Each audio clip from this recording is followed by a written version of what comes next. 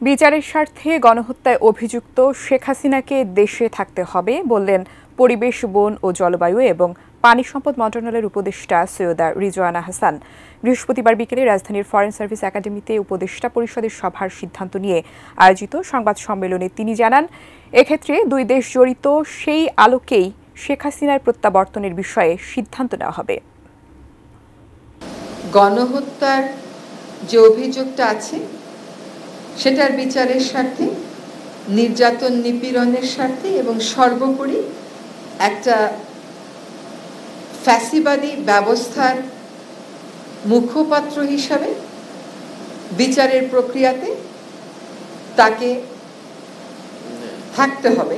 সেই প্রত্যাবর্তনটা কোন প্রক্রিয়ায় হবে, দুই দেশের মধ্যে কিভাবে কথা হবে, সেইগুলো তো প্রক্রিয়া পরের ব্যাপার। যখন আইনি প্রসেসটা শুরু হবে তখন এগুলো আমরা দেখব।